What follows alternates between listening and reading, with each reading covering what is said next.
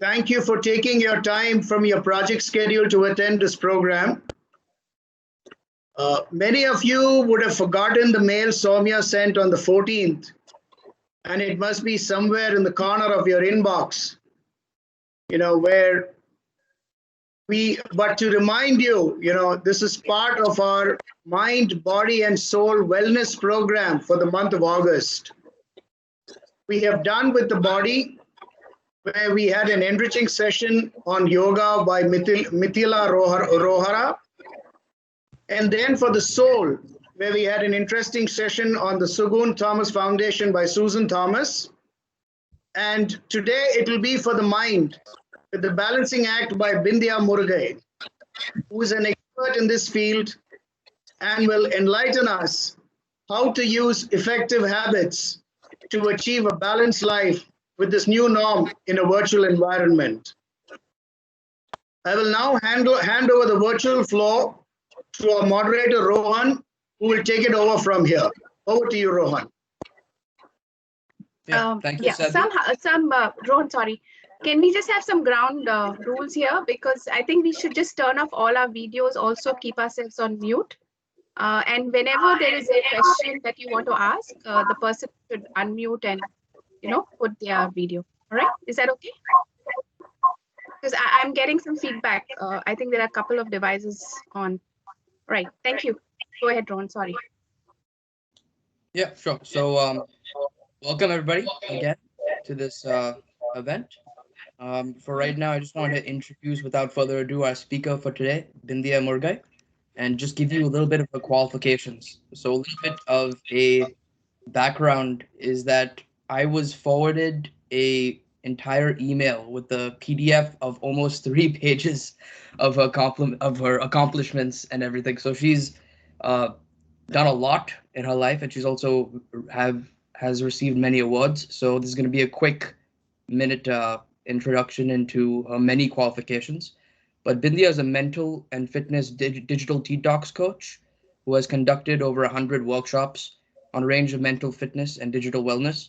Her writings have been published across numerous leading platforms and newspapers, and she also works closely with the tribal communities in the Himalayas, where she conducts interactive youth meetups to address issues like depression, addiction, preserving cultural identity, and career-related issues. She's helped set up the high-altitude toilets in the Kunsul Primary School in Spiti Valley, and is part of the Arise Prison Products project that helps inmates generate an income by creating products from recycled materials. She's also been awarded, like I said earlier, the Karmavir Chakra and the Karmavir Puraskar Jyoti Award by iCongo in association with the United Nations. Bindya has made many key talks. This is not her first rodeo, and her talks have been greatly applauded at various large summits, formats, and educational institutions, and her interactive student sessions with students, teachers, and corporate executives and other professionals, including homemakers, are crafted to help cultivate mental fitness, create balance, and lead a productive and enriching professional and personal life. So without further ado, I'd just like to give over the floor and welcome Bindya Murugai. Thanks so much, Rohan, and thank you for that lovely introduction. And I also want to say thank you for everyone for making the time to actually join, because I understand that these days time is a really valuable commodity for all of us, especially in the days of working from home. But hopefully by the end of this session, by the end of this hour, you'll go back with some simple strategies that are going to help you create more balance in your life. I know you may be thinking that is work-life balance really possible, especially when you're working from home. And the simple answer is yes, it absolutely is. But we need to take a step back. We need to recalibrate our lives, and we have to create this balance. It doesn't happen on its own. So we don't have to move in from being trapped in our offices to suddenly feeling like we've been trapped in our very homes. Now, for the past few years, there's been a lot of chat about virtual offices, people working from home, and so on. But the thing is, most of us, I think for most of us, it's remained a motivational tool rather than something which has been a reality on an ongoing basis. And it was an option we could, occasionally exercise, because companies by and large considered physical offices more productive, more effective, more collaborative. But suddenly, thanks to COVID-19, nobody had a choice. We were just abruptly sort of thrown into the deep end, into this alternate world of work from home, which erupted on us. So if you go back even as close to where we are as January this year, you could probably recall that your weekday mornings were a blur of activities. You would have the alarm, you'd hit snooze, you'd wake up, jump, shower, have a quick breakfast, wade through sort of peak hour traffic, go through a parking lot which was very crowded, hoping to find parking, not waste too much time, and just about make it to the finish line, which was your office door.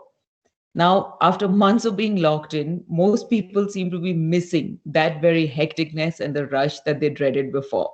And naturally, because post lockdown, we're not only missing our offices, the casual banter, the strolling around to the conference room, hearing a little bit of gossip here and there, a little tea break, little catch ups, bad jokes, even the boring birthday parties. I've heard people, they're even missing those. They never wanted to attend them before. And the grumpy co-worker, we even seem to be missing them. But up until March, the interesting thing is that if you Googled images of work from home, the search threw up images of people drinking champagne with a laptop, probably sitting in a tub with a bubble bath, and some really fancy images like that would come for that search. But now, if you go today and search, the search has changed. Now the images are more of like serious looking professionals sitting at a desk. And every now and then you'll find an image of also some kids wandering around in the background, because Google is keeping up with the times and is getting us closer to what the reality of working from home really looks like. And it's not a cakewalk. It's been a very steep learning curve, I think, for most of us. And it's putting our ability really through the acid test. We're having to be adaptable, resilient. There's a lot of things we're doing, and in a very short time. So, this perpetual ticking of the clock, us being edgy, on our toes, often working longer hours than before, surprisingly, jumping between screens, video meetings, cooking, cleaning, running errands, washing, shopping, managing kids or elders in the house. And then, of course, coming back to emails and deadlines and bosses and more video calls, it's a lot to take in. And it can actually be very, very exhausting. But the good news is that it's doable without actually burning ourselves out. But we need to stay calm, we need to stay disciplined, and we have to cultivate resilience. All we need to start from is by redefining some boundaries for ourselves and to readjust some of our sails. And that's what we're here to talk about today. So, Rohan, back to you. Yeah, thank you, Bindya. And now we're gonna go on to a more conversational part of the program. So, like you guys know, we've done this before. A lot of what we do is conversational. We want to engage in a conversation with everybody on the call. So, I have a certain questions that I've typed up and put on a PowerPoint, and me and Bindya are gonna go through it. If anybody has anything, any comments, any questions or anything, please feel free to unmute yourself and put yourself on camera and join the conversation. There's really no limit to what we can discuss today. So with that being said, I'll just start the presentation and share my screen.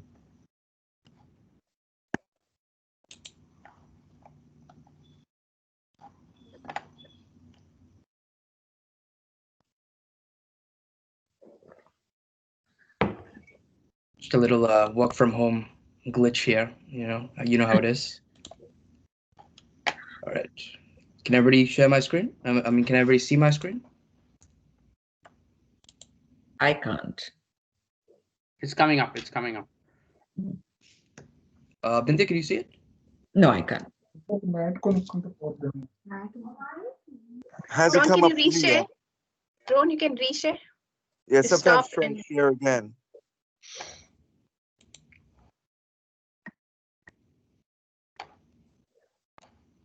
Still Can everybody nothing see for it? me. There it is. Yeah. Bindya, Yeah.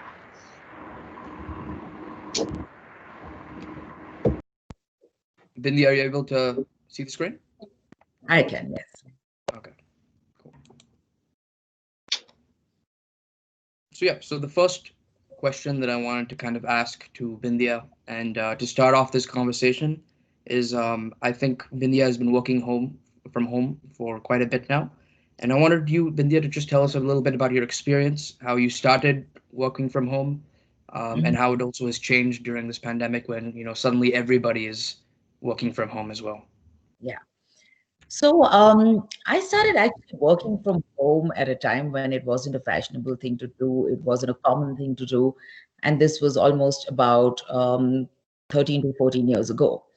But it was very interesting because I ran a production company, a film production company, where we had this nice big office. I had lots of people reporting to me. There was someone to carry the bag and bring the coffee and all of that. And side by side, I actually fragmented also to start my therapy practice. And that was happening out of my home. So the moment I would transition from that office environment of the production company and get into the home environment to do, appointments with my clients, it was a very, very different world.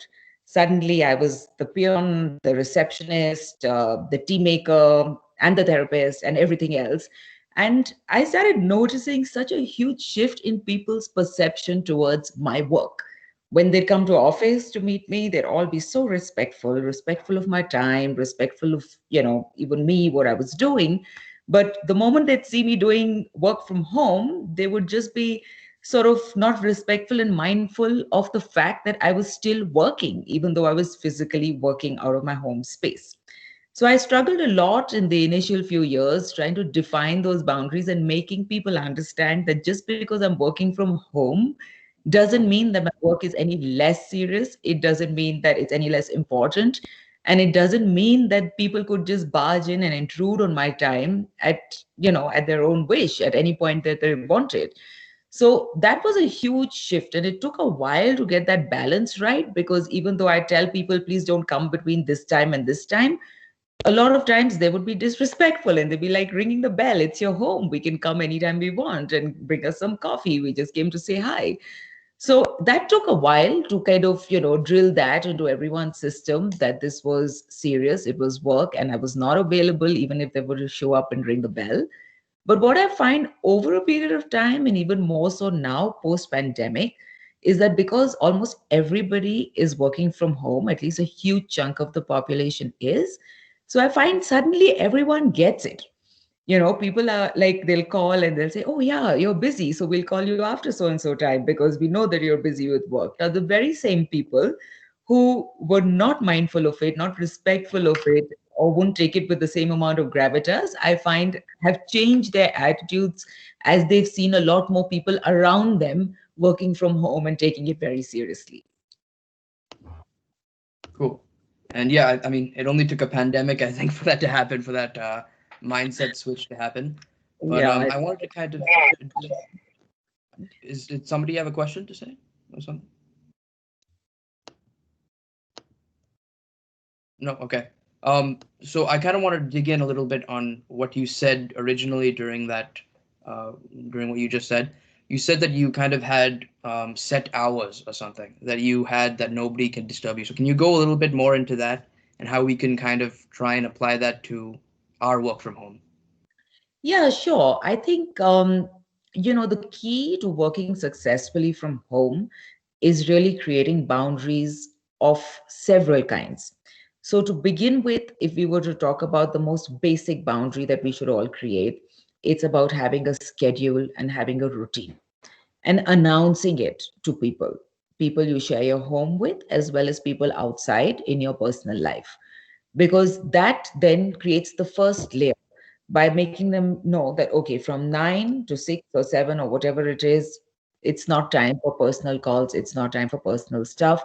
And even for people at home, once you define a schedule and tell them, okay, these many hours I'm not available, but I take a break, I come out at such and such time, so whatever is needed, hold on till then unless it's an emergency.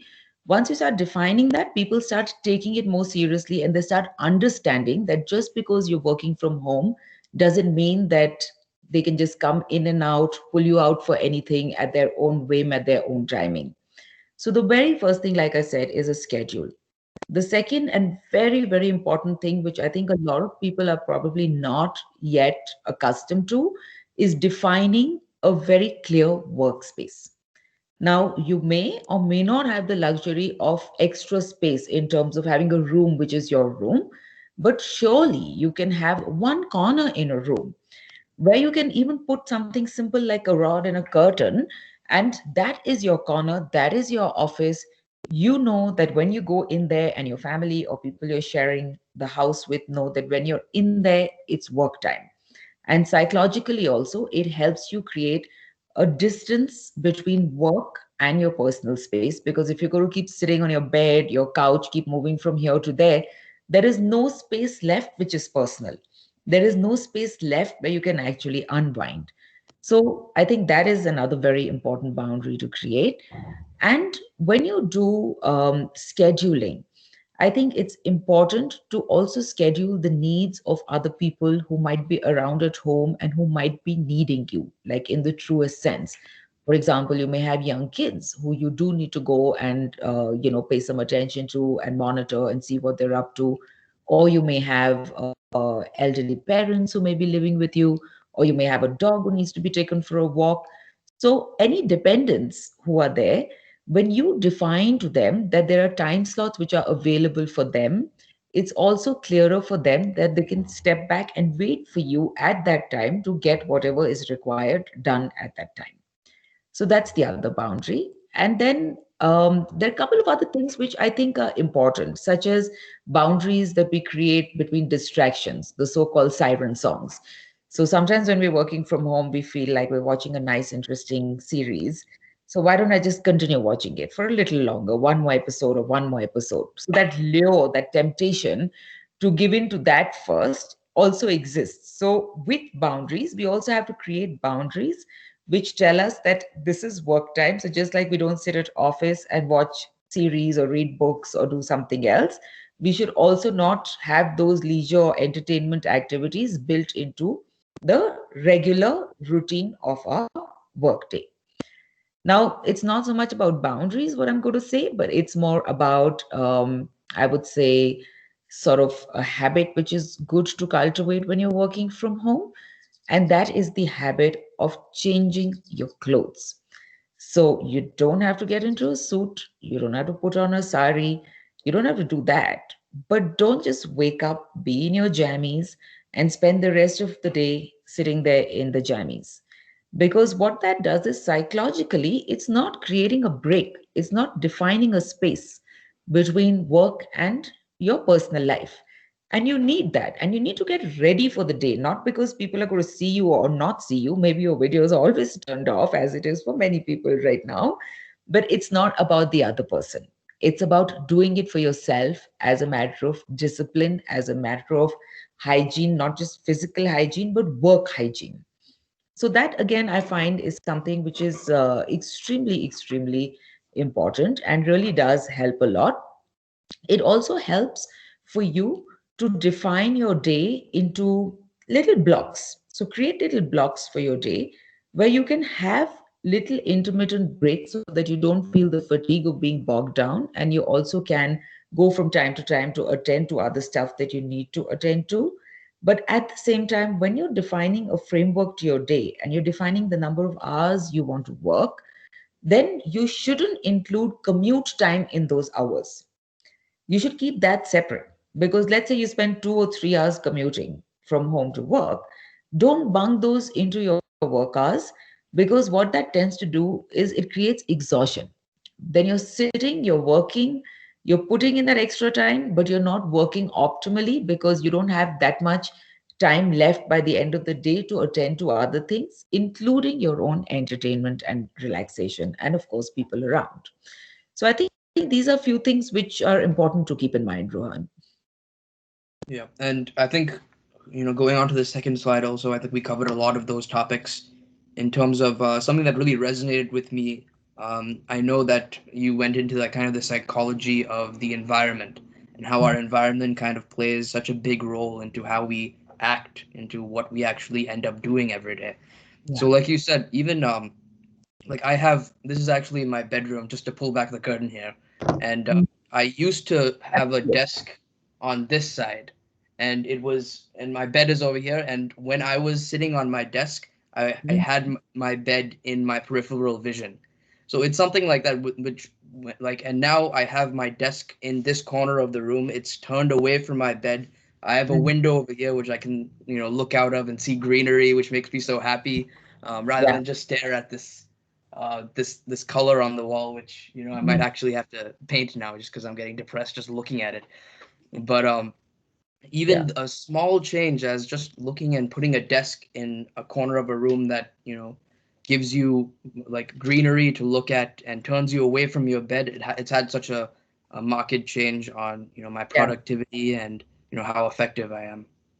And that being said, I just want to I think you ran through a little bit of it, but if you could just go through again just really quickly some of the mistakes that we make while working from home and how you have made them and how you learn from them and now have changed. Well, I think in terms of the mistakes, one is, like I said, it's about drawing boundaries. The moment you must begin by drawing those boundaries, by having a schedule for yourself, by making sure that you're addressing the distractions that may come up before time.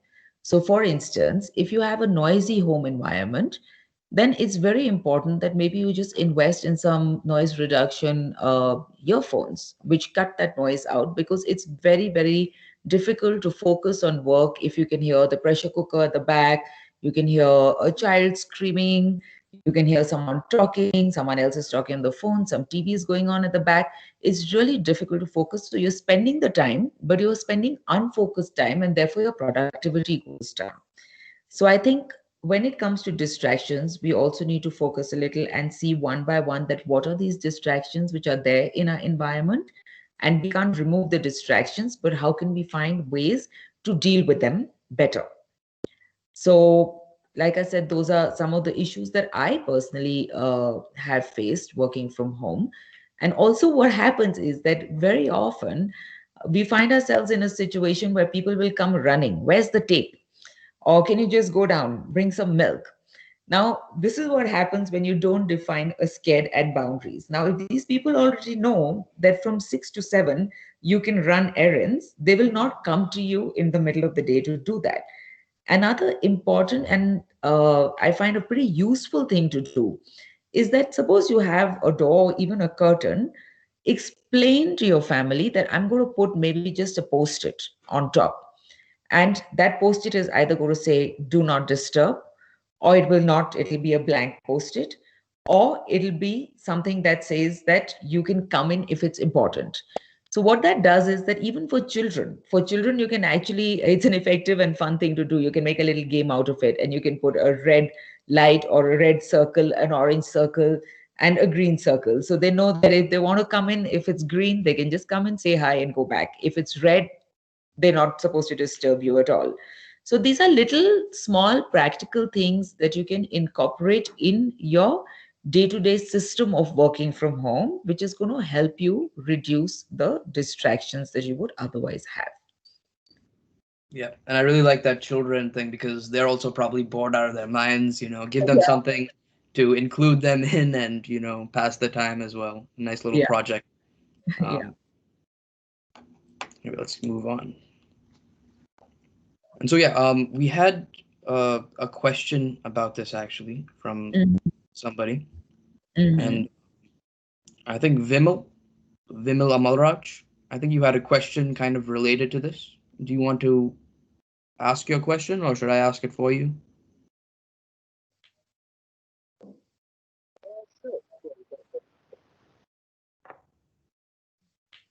Hello? Okay, I'll ask it for him, but yeah, I can hear you now, yeah.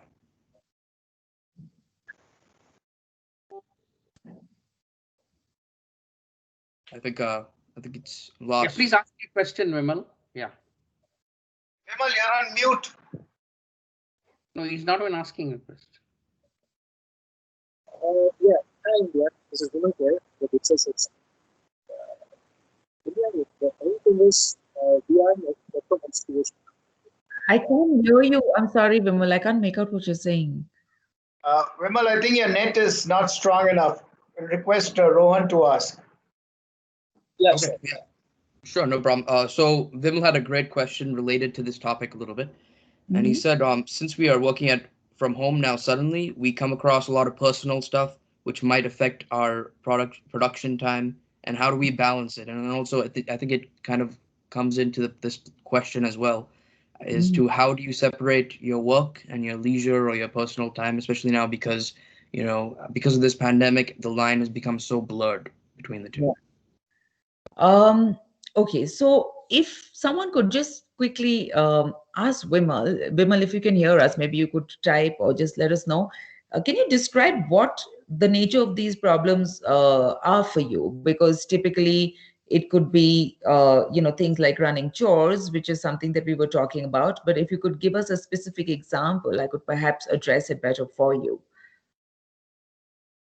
So the thing is, there is no specific example. So like, if you take it in my team, my team or my personal life, we'll be sitting up, we'll be concentrating on works, doing calls and stuff.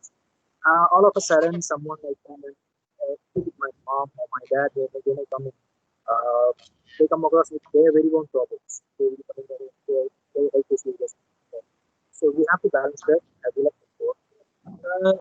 It's the same for my team as well. They come across. How to balance. Rohan, could you hear that better than I could? Because I couldn't really tell what Vimal said. Yeah, so If you from what I made out, I think he kind of said that he had like some distractions, whether it's his auntie or if it's his, mom or dad. Sometimes he has distractions coming in where, when he's working or when he's on a call or something. So how do you deal with that? Okay, so there's one thing which is I find, it may not be completely honest, but it's a pretty effective way. And it's a little deterrent that works well without hurting anybody, which is that, especially when, relatives who are slightly more senior, who are not that savvy with how work from home and technology and so on happens, it's a good thing to tell them that every time you come in, they can see you, and every time they can see you, it's marked as personal time for me. And every time it's marked as personal time, this is reduced from my overall work time. So that way they get the impression that, okay, if they're disturbing you, that has a real repercussion. As opposed to, it's sometimes very hard for them to process that if you're just sitting in front of a screen and all day you're just sitting in front of a screen, what it could be so important that you're doing in front of that screen. So they do not really sometimes join the dots between how your workflow could break, how it's important for you to finish some things because you could have deadlines. You can't just get up anytime you want. So a good way of putting it is this.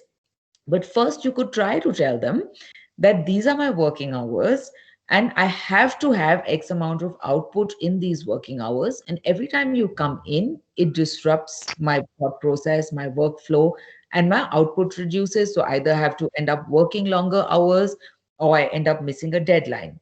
Now, if they don't get that, then revert to the first solution, which is telling them that you're being seen, that they are being seen, and that every time they come, people know that they've come and it's counted as personal time and not as work time. I've seen this work really, really well for a lot of people who've been in a similar situation.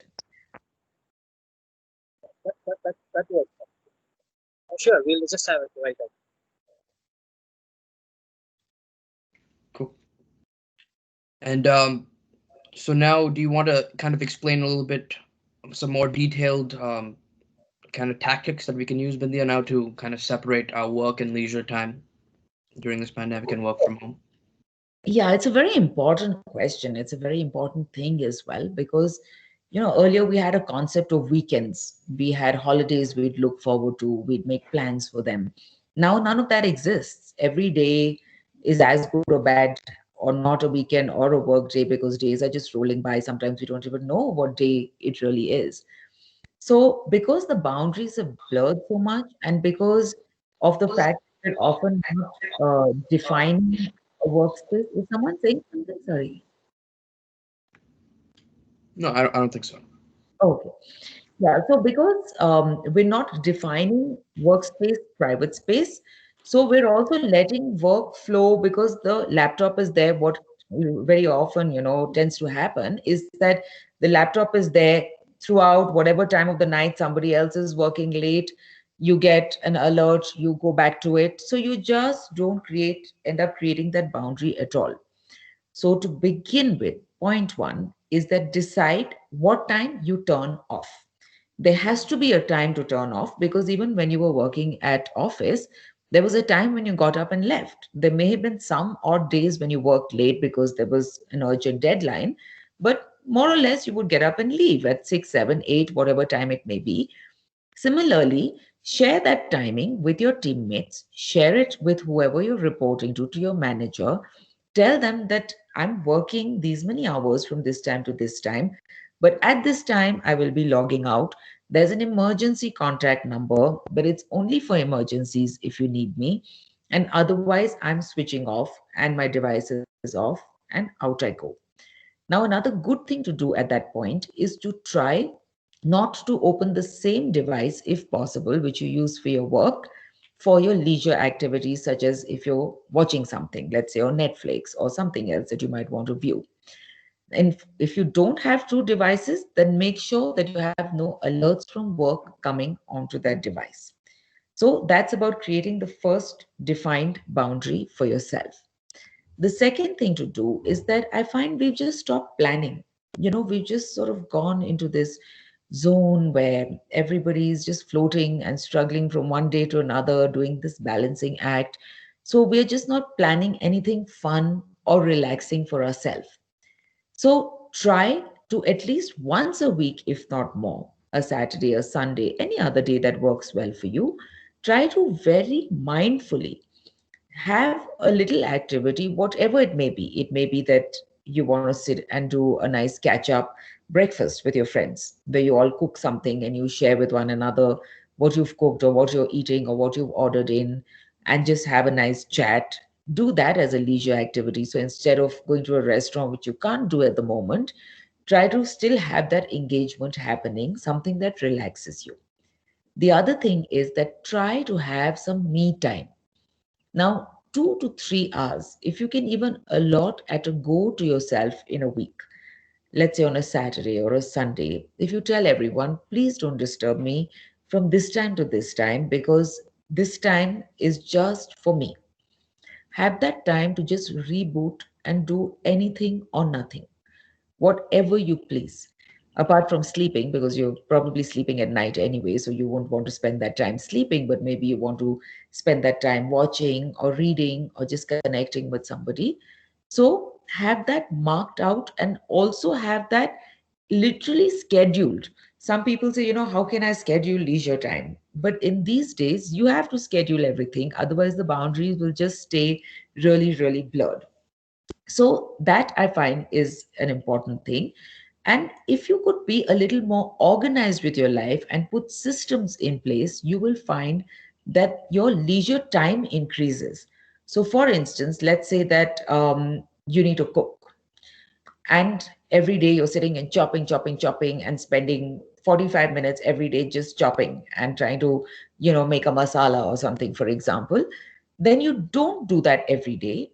You get a few bottles, you do the chopping once a week or once in 4 days, put it in the bottles, put it in, so that you're creating more time, which can be leisure time to be enjoyed for the rest of the days. Like So try batching, just right? sorry. So like just like the concept of batching, doing all the stuff in Yes. one go and eliminating it for the rest. Yeah, we don't realize how much time we actually spend on these tasks, which we think are small tasks. But when you add up the amount of time spent on them on a daily basis, it really is a lot. So even if you spend an hour and a half cooking every day, and instead you could spend half an hour, that's 1 hour of doing something relaxing for yourself. And that's a lot of time. And that brings me back to the fact that also there should be one space which is absolutely untouched by your work, no matter what, because that one space should be your go-to relaxing space, which you do not associate with your work, where no matter what, you do not carry your laptop for any reason, your work laptop at least. And if possible, when you're taking a few of those leisure breaks, try to even keep your phone away, for that much time if possible, and just make it all about truly disconnecting and relaxing. Great. So I'm gonna just go ahead now, and I think we've kind of covered a lot of the common challenges that we've done, previously. So I'll, in the interest of time, I'll just progress through the We can slide. come to the productivity piece of the challenge of working from home, but we could, talk about that later. Just a few tips, because a lot of people Okay. seem to be Yeah. struggling with that. With productivity going on, going off, there's lack of focus, you don't feel so motivated. So we could touch upon that at some point. Sure. Do you want to? Oh, I think I'm going through this.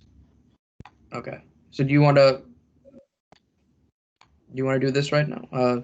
Kind of shed some light on this. Let me just read. It's The important changes in our routines and habits to be more effective. Yes, absolutely. So I think there are a couple of things that we need to introduce into our lifestyle right now. And there are a lot of those things which will also serve us well post pandemic. It doesn't have to be only restricted to the pandemic, because, sooner rather than later, hopefully, this will all be behind us. So if we can cultivate habits we can carry in the long term, it's a good thing to do. The first thing I find is that all of us tend to take our health very much for granted. And if there's something that's come out of this pandemic, it is that people are actually realizing how important your health is.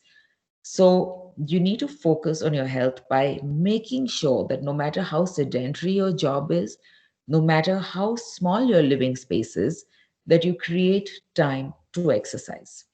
You do not have to do a 1 hour sweaty workout if that's not your thing. You can even spread those exercises through the day. You could do like 5-minute bursts 10 times a day, 3 times a day, twice a day, between work, however you may like.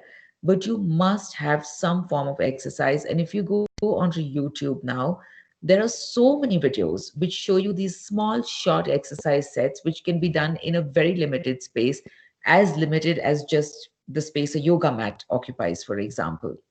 So focus on your physical health and also focus on your mental health, because that's very important at such a time. If you look around, or even if you ask yourself very honestly and examine how you're feeling in your head and heart, there is a rise overall in people feeling anxiety more than they felt before, in people feeling a certain amount of depression from time to time more than they felt before. And the stress levels for a lot of people have gone up because of the unpredictability, the uncertainty of the times that we're living in. So, when it comes to your mental health, a very good practice to do, if nothing else, just start by introducing some deep breathing into your life. Now, a lot of people, they say, oh, what is a deep breath going to do for me? Or what is like 10 minutes of deep breathing going to do for me? But the truth is, it resets your system. When you deep breathe, every single way in which we breathe does something different for our physiology. And deep breathing is very good in helping us relax and helping us reformat our internal mental hard drive. So, deep breathe, try to do 4, 6 deep breaths, which means every deep breath, when you're breathing in, breathe into a count of 4, hold it for as long as you can hold it, and gently release to a count of 6. And the key over here is to do it slowly and gently. Don't just breathe in throughout, and always do it through your nose. And while you're doing it, make sure that the right way to breathe is that when you're breathing in, your stomach is getting inflated. When you're breathing out, your stomach is getting deflated. So if you could, even if you find it hard to meditate, because there are lots of ways to meditate, but that would require a separate 1 hour for us to explore. But for now, what I could tell you is really good for you to create balance, reduce stress, is deep breathing for 10 to 15 minutes every day. So do also put that into your routine for your mental health. The other thing is that it's very important right now that we all consciously try to become more resilient, more creative, and more adaptable, because those are the three things that are going to see us through not only this time of COVID-19, but those are things which we can use for our life going ahead in any situation. So when I say creative, I don't mean you need to stitch or paint or do something like that, but I mean creative in problem solving. Even if the problem is that I'm getting bored and what do I do to entertain myself alone at home, come up with creative solutions for yourself and for the people around you. And resilience is very important because it's our ability to bounce back. That leads us to how we start reframing things in our life. Do we always see things from a negative perspective? Or do we say that, no, let me see the good opportunity in this and how can something good come out of this and use that positive to feel motivated rather than just use all the negative stuff happening around to pull me down. So that's the other thing. Then it's important that we understand through this crisis the absolute importance of being self reliant. So there are two parts of this crisis. One is that we've learned that we're all interdependent, we're all interconnected, we need to help each other as communities, and that's a great learning as well. But the other part is the part of self reliance when it comes to doing your own stuff. So, especially in India, more than anywhere, we've all, by and large, been very used to domestic help. And elsewhere in the world, we've been very used to also everything getting delivered to us. And what the pandemic showed us was that this is not going to always work. So maybe if we get used to and start putting systems where we're not always so dependent on help, on staff, on getting everything to our doorstep, if we rejig our life a little bit and become more self reliant, it may serve us well even going forward in the future. And then the next thing we've learned, again, to be taken forward, I think everybody one has spoken to, the one common thread that has come out is people saying things like, I never heard birds outside my window. Suddenly I've got birds sitting outside my window. Or the longing to be in nature suddenly, which never was so huge and intense before. So Yeah, I as mean, we realize it, I joked earlier in one of the other calls. I've lived next to a hiking place for the last 5 years, and I never actually went and did a hike until the pandemic happened. yeah, So, and yeah. until this So pandemic, I never had a appreciation for that. yeah, so maybe embrace it, bring it more into the fold of your daily life, and also respect nature and be gentler. And that brings me to another important point, which is our consumption. We've just been so wanton with our consumption of things,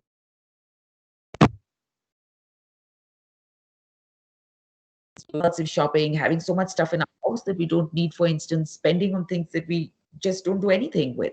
So, if the crisis of COVID has taught us something, it is that we can actually function healthily and happily with far lesser than what we crowd our lives with.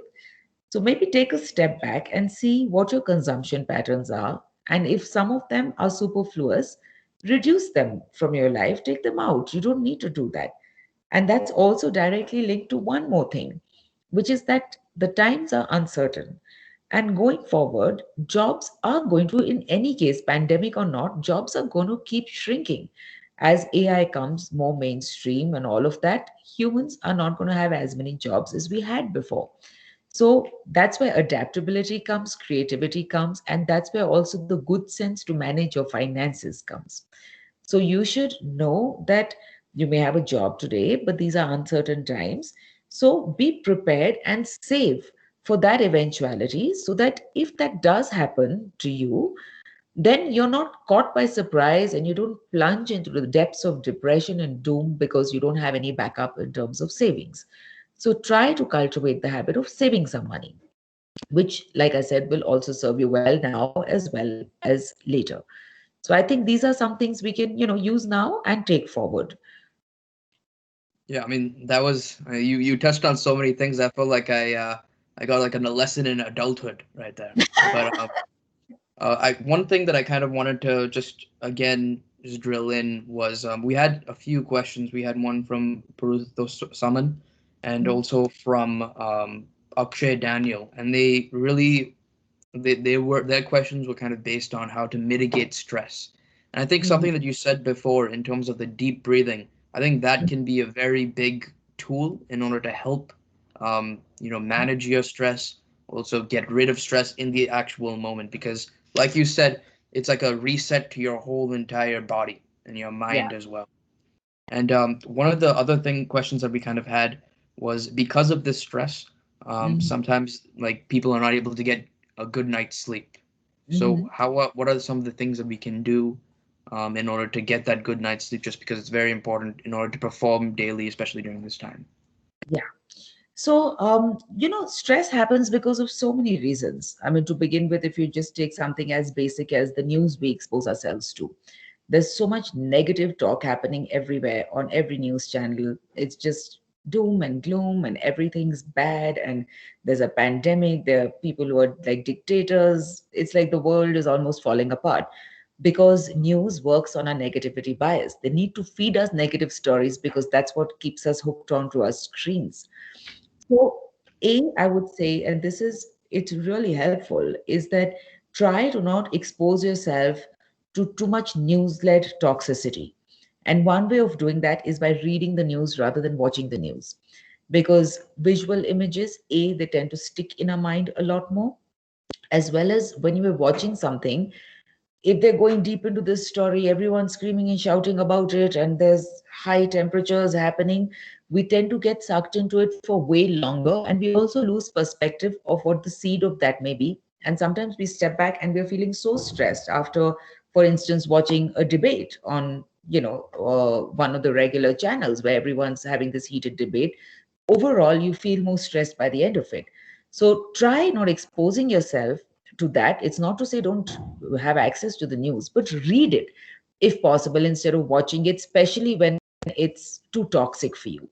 So recognize that toxicity, reduce the stress that way. The second thing that happens is that there is a lot of stress that comes from procrastinating, especially about work. So, and it gets even worse when we're working out of home because everyone's there in a virtual environment as opposed to in a physical office. You can see others are also milling around working. So you also get charged up to do that. At home, you'll probably think, okay, I'll do it after lunch, I'll do it in the evening, I'll do it after a snack, and you keep procrastinating over it. So, thin slice your day. Make sure that you do certain tasks by a certain time. Make a proper, very, very thin sliced timetable for yourself.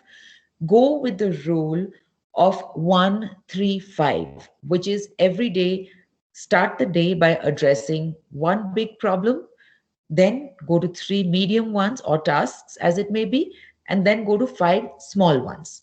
So if you break your day like that and you also distribute these tasks in times where, so the first most important one should ideally happen first thing in the morning when you're freshest and most agile. Keep the other five ones spread through the day at times when your energy is a bit low, so they can happen at that time. So plan and keep getting things off your to-do list so that the stress doesn't build up, because a lot of time procrastination leads to very high stress levels. Include the exercise because exercise induces natural releases, natural good neurotransmitters, the feel good neurotransmitters in our body, and that elevates our mood and doesn't allow us to slump as much into the whole stress loop. So if you're having a good workout that makes you sweat, if you're doing your deep breathing and eating right, so choose what you're eating, choose what you're eating when you're eating, have a good, healthy, balanced diet, and don't consume more than you're burning. Because all of us have now, anyway, got a more sedentary lifestyle by and large. So make sure you're careful about your intake as opposed to your burn. So if you keep these few things in mind, the stress should go down. And one last thing I'd like to say on the stress point is that if you have a manager, if you have colleagues, try to start your day by having even a short meeting with them where they can define to you, or if you're the manager, have a meeting with people who are working in your team to define to them on a day-to-day basis that what is expected of them on that day. Even if it's just a quick 10-minute meeting, it gives everyone clarity, and when there's less ambiguity, there is less stress. So see if you can bring these small things into the fold. Great. Again, great. You hit a lot of areas there. And just one thing that I kind of wanted to comment on right now, I think the thing that resonated completely with me was your point about news. And today we everything is so online, and also everything's very polarized, that news can be very, very toxic. And when you try and do your kind of citizen duty and try and stay informed about whether it's politics or even if it's like business and finance and technology or something, um, it's so toxic that it gets really hard, and it kind of takes a damper on your mental health, actually, or at least it had for me.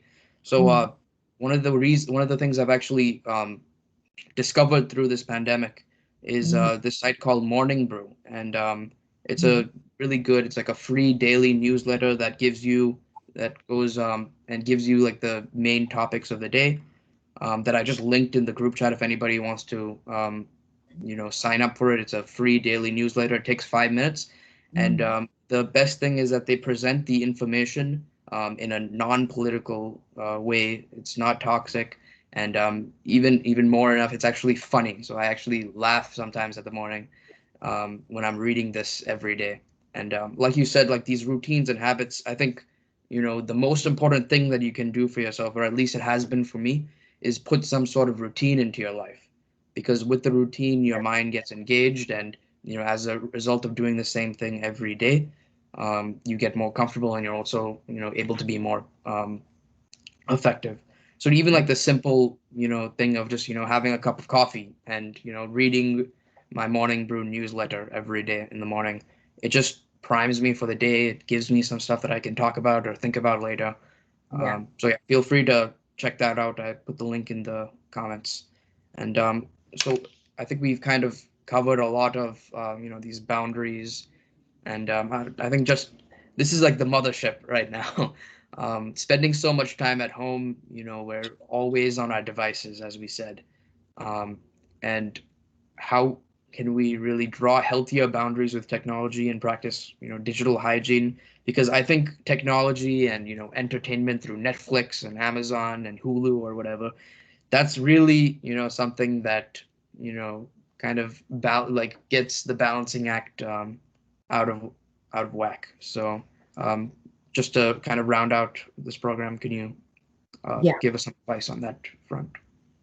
So I think the very first thing that everyone should be very aware and mindful of is the fact that earlier, if we had two pillars of health, which were mental and physical, now we have three pillars of health, which is mental, physical, and digital, because technology has become such a huge, huge part of our life and is starting to have such a big impact on our health, both physical and mental.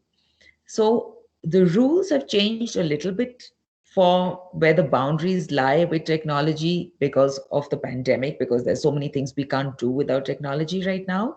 But there are a few ground rules which I would suggest you try to embrace and get into the fold of your life, which would be really, really helpful. So let's start with, first and foremost, defining a few hours which are completely gadget free. And even if that gadget, let's say, not gadget, but let's say screen free to begin with. So in that time, you do something else. Play a board game if you have someone at home, read a book, sit, think, walk, run, do anything else, but don't go and glue yourself to the screen in that time. So that could be, 1 hour at the end of the day before you go to sleep, or it could be the first hour in the morning, because you've woken up fresh. Don't expose yourself straight away to a screen. Get your balance, get set for the day, and then look at the screen. So if you define an hour a day which is tech free, that's really, really good. The other thing is that try to find offline activities which work for you. Don't make everything an online activity. It's not necessary that every game, everything that you do has to be happening on a device. Try to make that segregation, and if possible, try to segregate devices.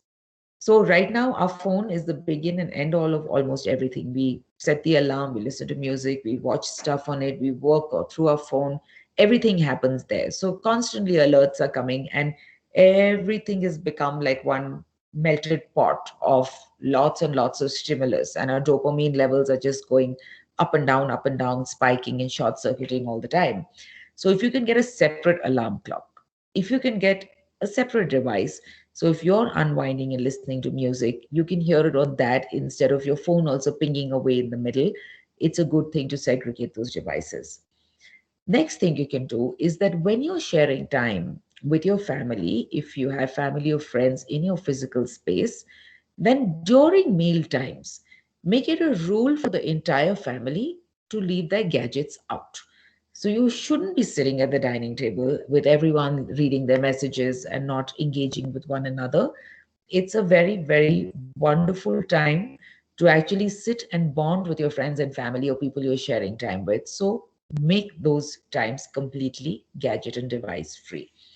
And then, lastly, what you can do is that 30 minutes before you sleep, at least 30 minutes, ideally it should be an hour, but at least 30 minutes before you sleep, put all devices off, because the light that emanates from our screens also impacts our sleep patterns in a very, very negative way. So, best to get that out of the way. You may feel, oh, but I'm tossing and turning, so I need to grab my phone again. Toss and turn for a while, doesn't matter. It's better than having exposure right to the last minute to your screen. And this brings me to the issue somebody had posed of not being able to sleep well.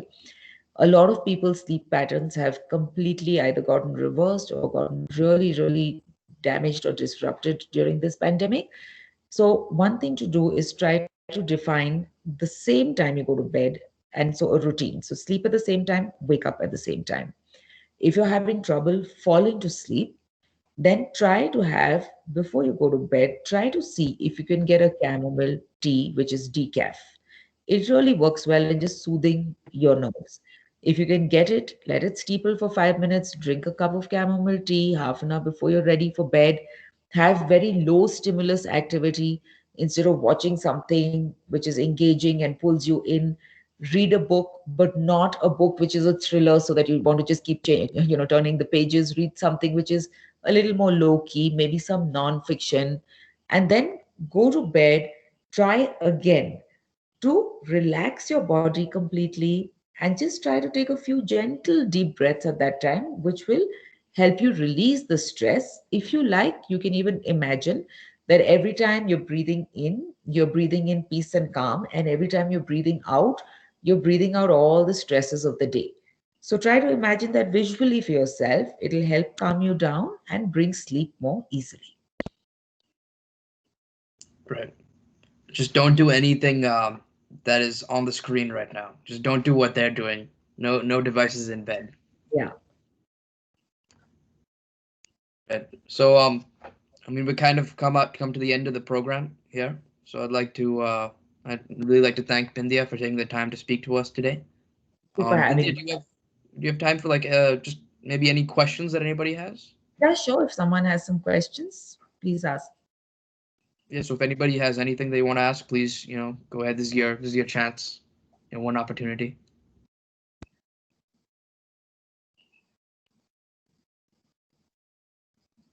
Or not.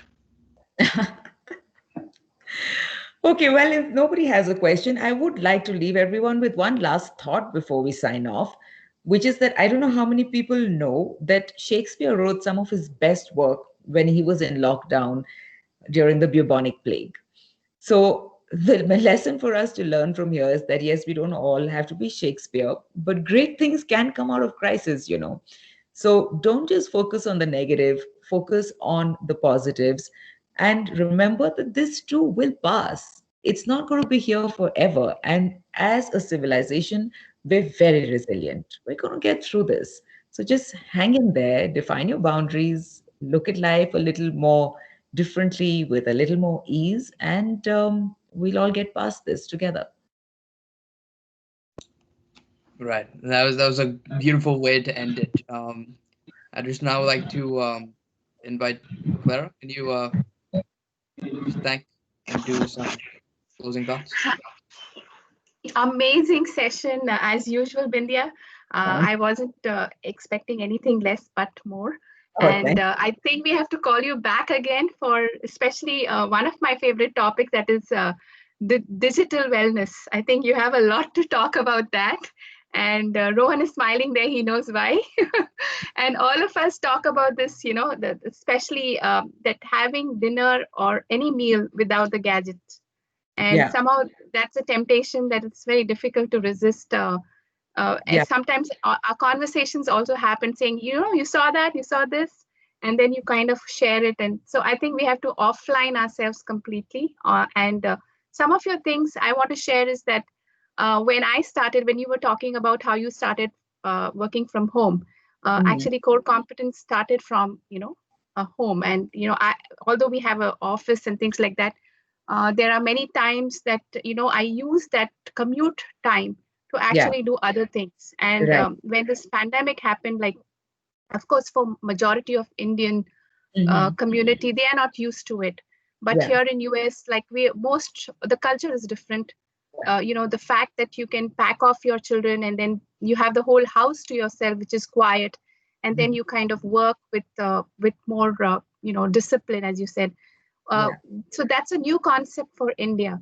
But as you mentioned, that there's so much of advantage that you can get out of this particular crisis, that it should not be seen as, it's just thrown another way of, adapting. And it's just about the mindset. And there are so many other things that you said. In fact, my personal thing is that when you spoke about being one with nature, I used to do gardening while I was a kid. There was a funny thing. I used to, when I was little, I used to love gardening, and there is this thing that I do, the talking with the plants. Like I'll talk with one plant and then another plant. I never got to do that when I grew up, and and it's so nice to get back to that. Of course, I don't talk to the plants, but actually I do. But it's a funny thing to relive some of the things that you have that was just kind of passed away. And this pandemic may be very bad for a lot of our community, because they have lost precious lives and family members. But it also, as you said, like throws a different opportunity. And there's always an advantage in everything that comes to you in life. And when you look back, you're thankful. So thank you for such an amazing session. And and as you can see, this is something where I've been deprived of my normal workplace.